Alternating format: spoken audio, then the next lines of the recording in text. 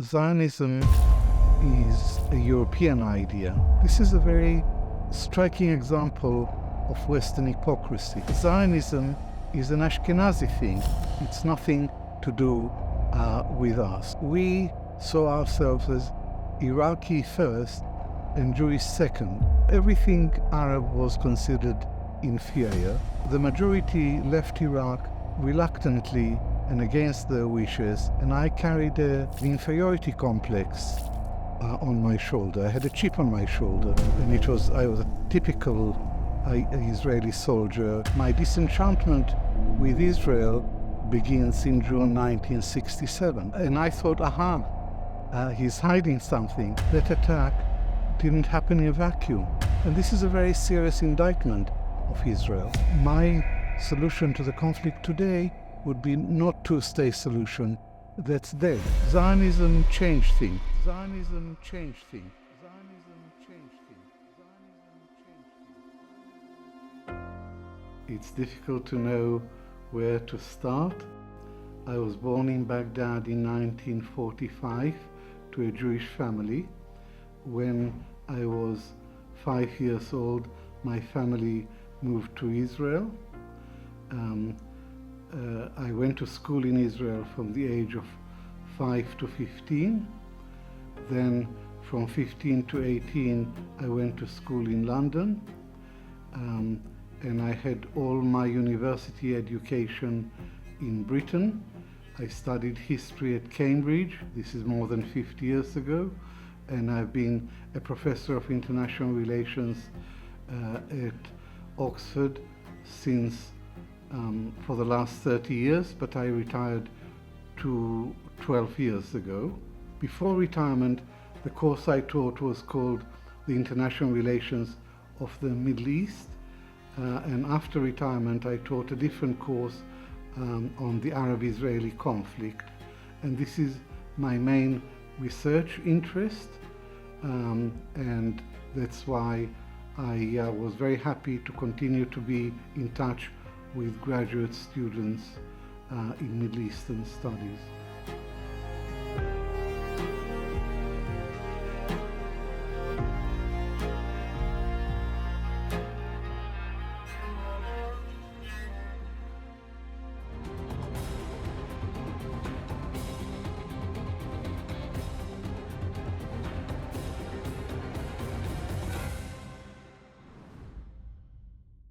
There were Jewish communities in the Arab world long before the birth of the State of Israel in 1948. In Iraq, there was a very substantial Jewish community. We had roots in the country. We went back to the Babylonian exile 2.5 millennia ago. And there were other communities, Jewish communities in Egypt, in Lebanon, in Syria, but the Jewish community in Iraq was the largest, the most successful, the most distinguished, and it contributed to nation building after the First World War at every level. We spoke Arabic at home. Our culture was Arab culture. And we saw ourselves as Iraqi first and Jewish second. My mother went to the Alliance Israélite Universelle. It's a Jewish school for girls in Baghdad. And she remembered the visit of King Faisal I to her school, accompanied by the chief rabbi. And King Faisal I emphasized that we are all Iraqis. He happened to be a Muslim, others were Christians, others were Jews, but we were one nation. And this was very important, and it's something that everyone believed in those days. So we were Arab Jews, and there was a very happy Jewish community, well settled in Iraq.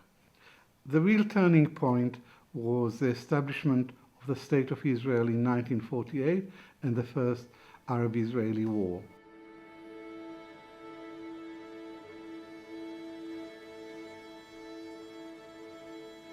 Britain stole Palestine from the Palestinians and gave it to the Zionists. And since 1948, America has replaced Britain as the preeminent Western power in the Middle East. Zionism changed things. Zionism, for the first time, gave the Jews a territorial dimension. There was a Jewish state in what had been Palestine. So any Iraqi or Arab nationalist, any right-winger who didn't like Jews, any anti-Semite, could say to us, you don't belong here, you're outsiders, you are foreigners, you are fifth column. And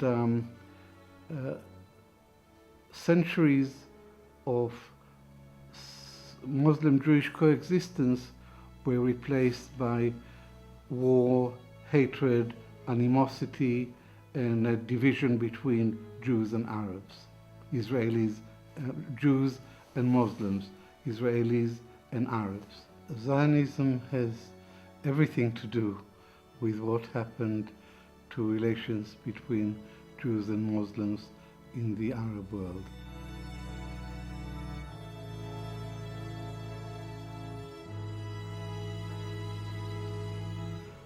Zionism is a European idea.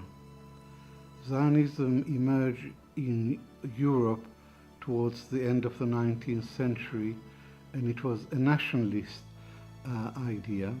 And the ultimate aim of Zionism was an independent Jewish state in Palestine. And this aim was achieved in 1948. But Zionism was an exclusive movement for Jews only. And Zionism was about bringing Jews from Europe and all over the world to the Jewish state in Palestine. So Zionism was a movement by European Jews for European Jews. And very important to note is that the Zionist movement, the Zionist leaders, had no interest in the Jews of the Arab world. They were Europeans. They felt that they were superior. They looked down on the Jews of the East as rather backward and primitive, like their societies. It was only after the Holocaust and the annihilation of European Jewry that the leaders of the Zionist movement turned to Arab Jews, and indeed to Jews everywhere, because after Israel was established in 1948, at the end of the war, there were only about 600,000 Jews surrounded by a huge Arab world. So Aliyah, immigration, was the top priority of the new state, to bring Jews from all over the world, whether they wanted to or not. And my mother used to wax lyrical about the wonderful Muslim friends that we had in Baghdad. And one day I asked her, did we have any Zionist friends? And she looked at me as if this was a very strange question, and she said, no, Zionism is an Ashkenazi thing. It's nothing to do with us. So Zionism turned out to be a very divisive force. And it's not unique in this respect. Nationalism is a very divisive and destructive force. It's a negative force. Patriotism is different. Patriotism is love of your country. Nationalism, for nationalism, you need an enemy. And once the Israeli state was established, the enemy were the Arabs, the Arab world all around. So we moved into an age of nationalism and acute conflict and divisions in the region. In June 1950, there were 135,000 Jews in Iraq. By the end of 1952, there were less than 10,000 Jews left in the country, and 125,000 Jews moved to Israel.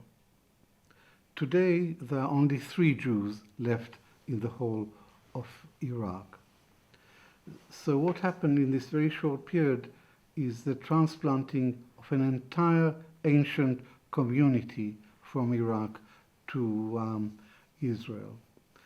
In March 1950, the Iraqi government passed a law which said any Jew who wants to leave the country is free to do so. They have a year to register to surrender their Iraqi nationality. And only a few thousand Jews registered to leave. Because we were all Iraqis, this was our home. This is the only home that we knew. Zionism was a foreign ideology. The state of Israel didn't mean very much to the great majority. So the majority left Iraq reluctantly and against their wishes. My parents left Iraq for reasons that they didn't fully understand and certainly couldn't control.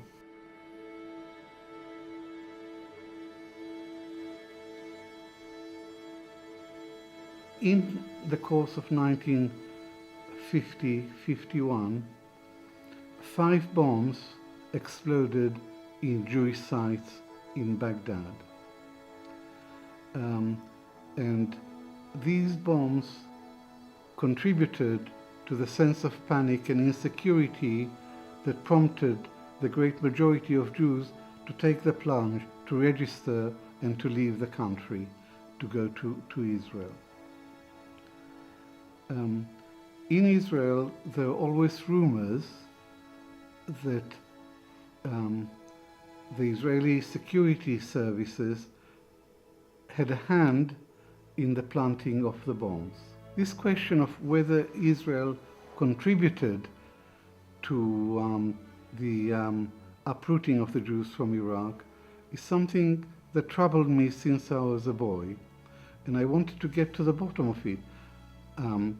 And when I was a scholar, I spent a sabbatical year in Jerusalem. I spent a whole year in the Israel State Archives. One day I ordered the file on Iraq 1950, and I was told it was closed. And Israel has a 30-year rule, and I said to the state archivist, but more than 30 years have gone by, so why don't you open it? He said, I'll find out. The next day he said to me, in this file there are both Mossad and foreign ministry documents. That's why it hasn't been released. And I said to him, fine, well, go through it and remove the Mossad documents and leave the rest. And he said, I'll find out. The next day he said, no, it's not possible. The whole file is closed. And he said to me, and I thought, he's hiding something. And he said to me, I read the entire file and there is no incriminating evidence. And I am not a conspiracy theorist, so I couldn't go on saying Israel played a part. I needed hard evidence. And a few years ago, when I was staying with my mother in Ramat Gan, I met an elderly friend of hers, Yaakov Karkukli. He was in his 90s, and he was a Zionist activist. He was in the Zionist activist in Baghdad. And he told me about all their activities in organizing first illegal Jewish immigration across the border into Iran and then to Israel, and later, after the law was passed, legal immigration of Jews to Israel. He told me how they forged documents, how they paid bribes, but most importantly, he said that one of his colleagues Yosef Basri, a 28-year-old lawyer and an ardent Zionist, was the one who planted some of the bombs. And his controller was an Israeli intelligence officer based in Tehran. I needed to know whether Israel was involved or not, and now I found incontrovertible evidence that Israel played a part in creating insecurity and panic among Iraqi Jews to force them, whether they liked it or not, to go to Israel. And this is a very serious indictment of Israel. Israel was created as a safe haven for Jews, escaping persecution. And here it's Israel which was resorting to violence and terrorism in order to uproot the Jewish community.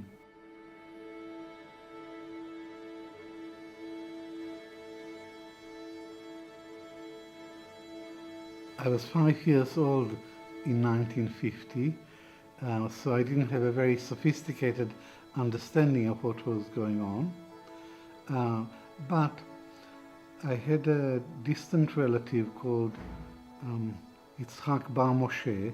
He was an author, a writer, and after he arrived in Israel, he wrote 10 books, all in Arabic, and one book was called Al-Khuruj min al-Iraq, the exit or the departure from Iraq. And there he says, we left Iraq as Jews, and we arrived in Israel as Iraqis. In other words, we weren't entirely at home in either country. In Iraq, we were a Jewish minority, and in Israel, we were Iraqis. And we somehow didn't fit into this society. And the society was prejudiced against Oriental Jews. The predominant view was that the Arab Jews,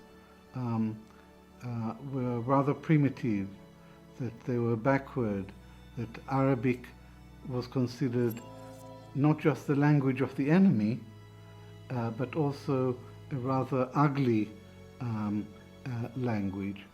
So everything Arab was considered inferior, and I didn't encounter direct discrimination on account of being an Iraqi boy, but I looked around me and I internalized the values of the society, and as a result, I accepted the predominant view and that I was backward. I wasn't equal to the Ashkenazi children in my class, and I carried an inferiority complex on my shoulder. I had a chip on my shoulder, and this inferiority complex, because I was an Arab Jew, shaped my relationship with Israeli society.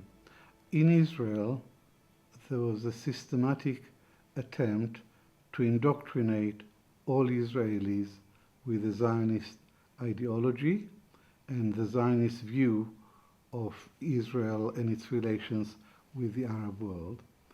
So at school, I was subjected to this kind of indoctrination, and we were taught a history of the conflict with the Arabs, which was purely the Zionist rendition of events.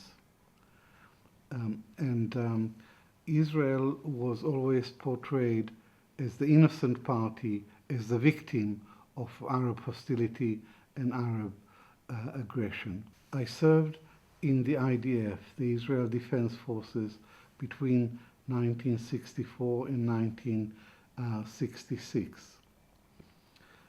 And there too, I was subjected to indoctrination, that it was us and them, that we were fighting for survival, that we were a small peace-loving country surrounded by fanatical and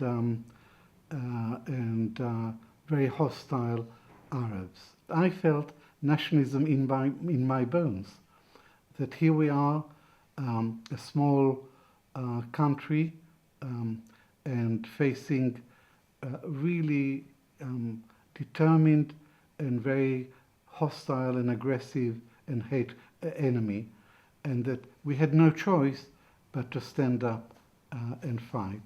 So that was my attitude with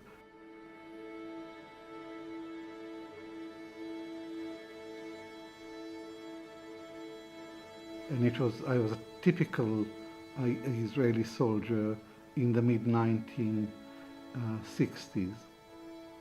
But when the June 1967 war broke out, I was a first-year history student at Cambridge. When the crisis blew up in May 1967, I went down to the Israeli embassy in London, and I offered to go back and serve in the war that we all knew was coming. And they took my details, and I never heard from them again, and the war was over in 6 days.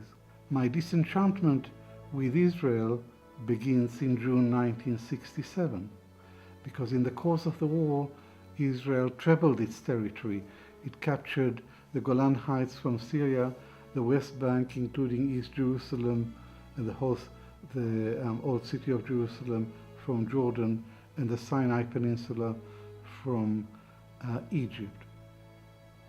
So Israel became a colonial power, ruling over millions of recalcitrant Arabs.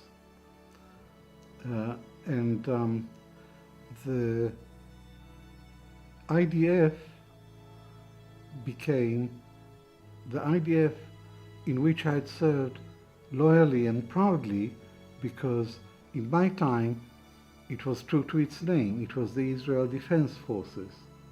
But after the war, the IDF became the brutal police force of a brutal colonial power. Since 1967, all the Arab-Israeli wars were about the occupation, about keeping the territories that Israel captured in 1967. And America has been either a co-belligerent alongside Israel, as it was during the invasion of Lebanon in 1982, or it's complicit in Israel and its war crimes. And there is no better example of what I'm talking about than the American record in the last 4 months during the war in Gaza.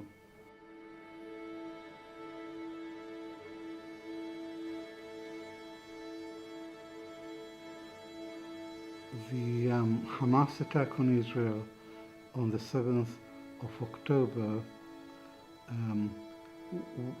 had devastating consequences for Israeli society, not just because Israel was caught by surprise, but also because of the brutality of the attack. Benjamin Netanyahu, in his first address to the nation after the Hamas attack, said, "We are now fighting the second war of independence." But Israel is not fighting for its survival. I took his statement to mean an implied threat of a second Nakba, but one has to realize that that attack didn't happen in a vacuum. And the Secretary General of the UN said this attack didn't happen in a vacuum. It has to be seen against the context of 56 years of suffocating Israeli occupation. But Israel and its friends refuse to look at what happened before. For them,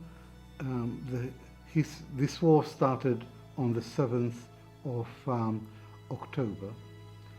And the West is overwhelmingly pro-Israeli. Western leaders flock to Jerusalem to show solidarity. And the Western leaders keep repeating the Israeli claim that Israel has the right to self-defense. This is not the case, because under international law, if you are attacked by a state, then you have the right to self-defense. But this was not a state. It was a non-state actor, Hamas. And if the attack comes from an area under occupation, then you don't have the right to self-defense. And Gaza is under Israeli occupation, and it's the people in Gaza who have the right of resistance, including the right to armed resistance. So the Israeli position is completely unsustainable under international law, and the Western powers simply support Israel and keep repeating, Western leaders, Biden, Sunak, Sir Keir Starmer, the leader of the Labour Party, they repeat parrot-like the Israeli discourse on this war. This is a very striking example of Western hypocrisy.